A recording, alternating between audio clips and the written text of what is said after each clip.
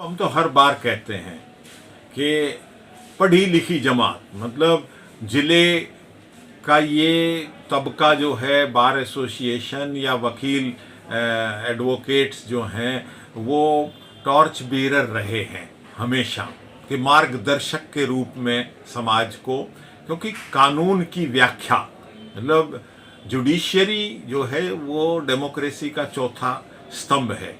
कार्यपालिका, विधायिका, मतलब ये एक किस्म से अपने अधिकार क्षेत्र से अतिक्रमण जब करने लगते हैं या मनमर्जी करने लगते हैं, तानाशाही करने लगते हैं या आम आदमी के मौलिक अधिकारों का या कैसे भी अधिकारों का जब हनन होता है तो न्यायपालिका और वकील मतलब उसमें सहायक सिद्ध होते हैं न्याय दिलाने के लिए, और रूल ऑफ लॉ को लागू करवाने में वकील का, बार एसोसिएशन का बहुत बड़ा रोल है।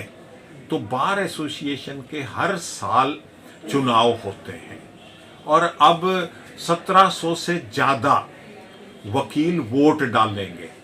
संख्या तो रजिस्टर्ड जो हैं वकील वो शायद 2500 से भी ऊपर हैं रेवाड़ी डिस्ट्रिक्ट बार एसोसिएशन में, लेकिन कोई नौकरी पेशे में चला गया, कोई स्लीपिंग है, कहीं कोई बिजनेस में है, कहीं कोई वो नहीं है, तो वोट 1700 कुछ बनी हैं जो वोट डालेंगे।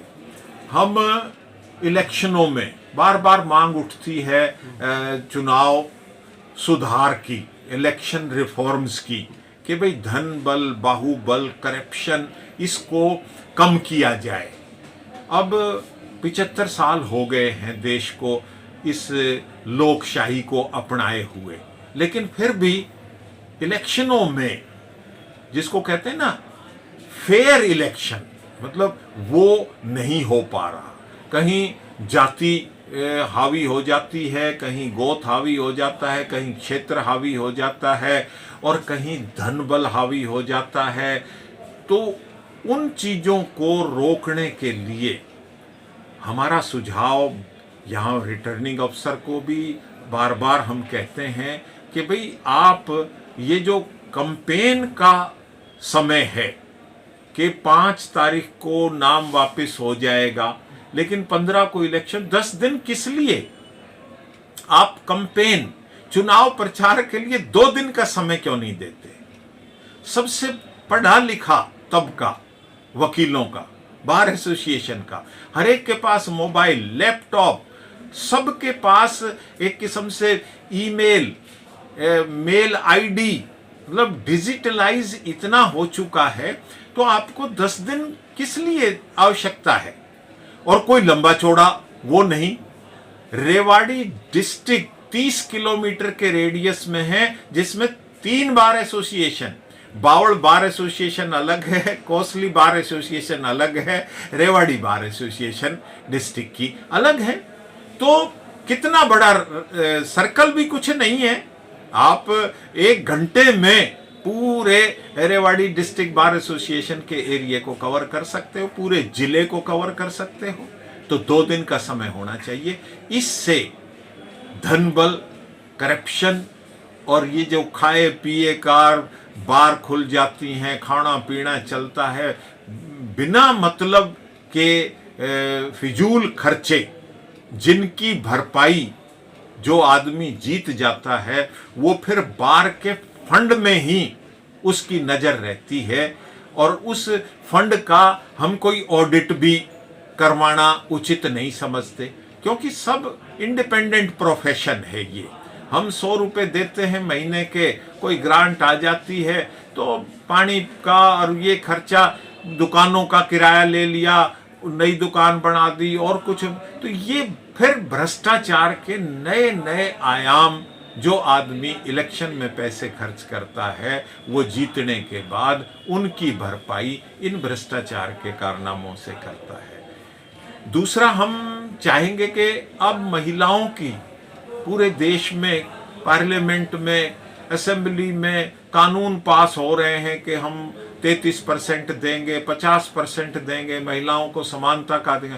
अब सैकड़ों में संख्या हो गई है वकील महिलाओं की भी। हम चाहते हैं कि हाई कोर्ट बार एसोसिएशन में ऑलरेडी है कि 1-2 पोस्ट महिलाओं के लिए आरक्षित हो, उनको चाहे रोटेशन से, क्योंकि हमारा हर साल चुनाव होता है, कि रोटेशन से बदलते रहो। अब के खजांची की पोस्ट दे दो, ज्वाइंट सेक्रेटरी की पोस्ट दे दो कि इन पे महिलाएं ही उम्मीदवार होंगी और वो ही खड़ी होंगी।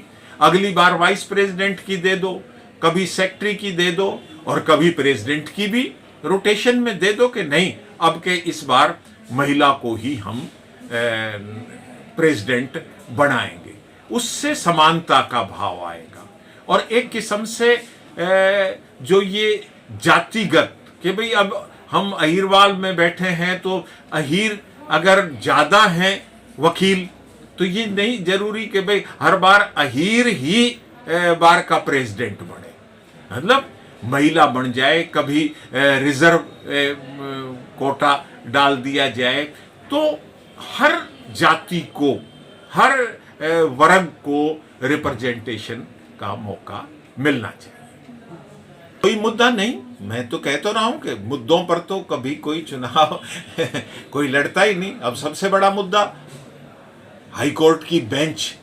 2014 के इलेक्शन मैनिफेस्टो में भारतीय जनता पार्टी ने कहा कि भाई हाँ, एक हाई कोर्ट की बेंच कितनी दूर है चंडीगढ़ हमारे से, और वहाँ क्या लेना देना, 2 दिन लग जाते हैं जाने में, 2 दिन आने में, 1-2 दिन वहाँ रुको, मतलब वैसे ही कितना खर्चीला होता है और शारीरिक कष्ट होता है वो अलग।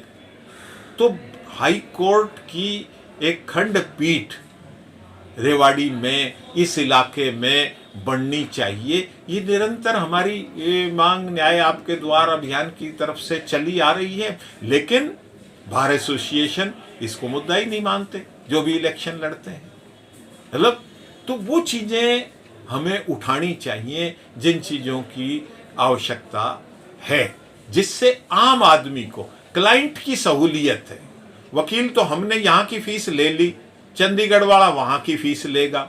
अब यहाँ कोई मान लो 30-35 हजार में, 50 हजार में वकील काम कर देता है, वो ही चंडीगढ़ में लाखों में उसी क्लाइंट को देनी पड़ेगी, और काम वही है। हाई कोर्ट में, सुप्रीम कोर्ट में, जो लोअर कोर्ट में काम हो जाता है उसी की बस बहस करनी होती है, ट्रायल और एविडेंस वगैरह तो यहाँ हो जाती है।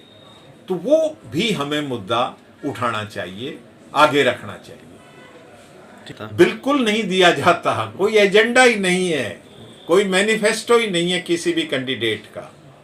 बस ये है कि जी मैं अब उस ग्रुप का हूँ, या मैं ये बैकग्राउंड है मेरी पिताजी दादाजी की, या वो, मतलब वो चीज़ें हावी होती हैं, और वो कहीं ना कहीं फिर आगे चलकर न्यायपालिका पर भी, जजों पर भी दबाव डाल के, और कहीं ना कहीं कुछ दबाव में अपने निहित स्वार्थ भी साधने का ऑफिस बीरर्स या उनके जो आका हैं वो काम करते हैं, जो दुर्भाग्यपूर्ण है, जो नहीं होना चाहिए।